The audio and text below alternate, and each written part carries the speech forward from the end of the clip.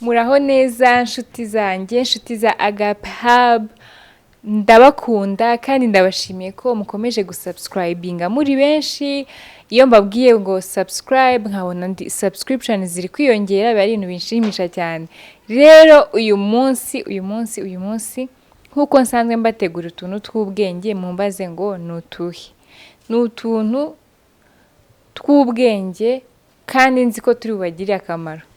Rero ibintu abateguriye uyu munsi ni hari abantu murabizi ko abantu benshi bastrugglinga no gutakaza ibiro, akibaza se nabigenza gute kugira ngo ntakaze ibiro, nakora iki, akakora amahejime n'iki, ibintu byinshi, ariko ugasanga hari n'abandi bantu bastrugglinga no kugaininga weight, kongera ibiro byabo. Abo ngabo rero abantu ntabwo bakunda kubibuka cyane, ariko njye mba nabibutse.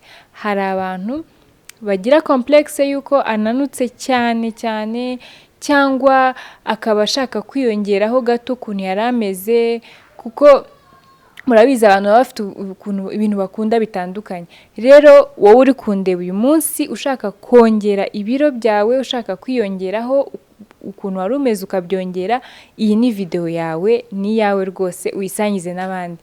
Kandi icyiza cy'ibi bintu ngiye kubereka ni uko ubyibuha neza mu bwenge kandi mu buryo buri healthy, mu buryo buri buzima, butagutera indwara, ukabyibuha neza, ukanabyibuha ahantu hari ngombwa.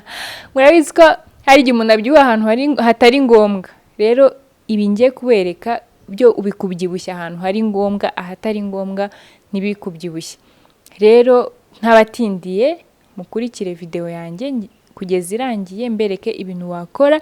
Ibyo bintu se ni ibiki? Ni smoothie wafata, wakwikorera uri mu rugo, ukavanga ibintu bitandukanye. Iyo smoothie ukayinywa mu gitondo na nijoro ugiye nko kuryama, nka 2 mu munsi. Unabishoboye babinywa 3, rwose urabyibuha kandi ukabyibuha neza, kandi mu gihe gitoya. Ntago bya bindi bigufata amezi kugira ngo ubyibuhe.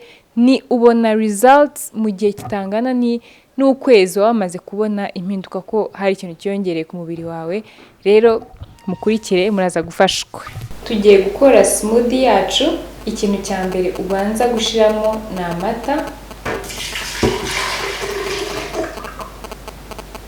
Amata nakugira inama yo gukoresha whole milk cyangwa amata yuzuye, yandi baba batakuyemo amavuta, kwa kundi bakuramo amavuta.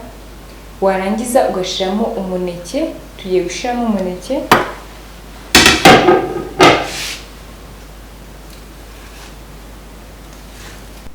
Ushyiramo umwe cyangwa ugashyiramo 2 miremire.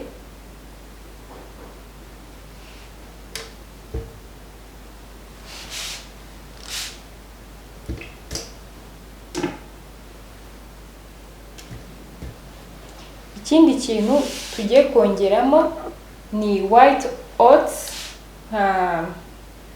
bita bakunda kwita kwa care cyangwa porridge. Hanyuma ikindi twashyiramo ni peanut butter.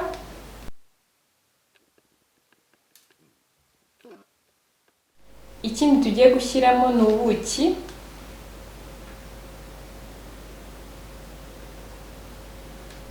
Ikindi cya nyuma ni yogurt.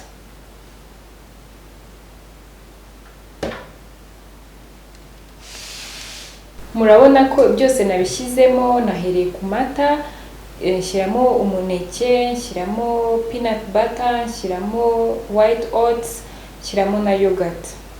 Ubu tugiye kubiblendinga.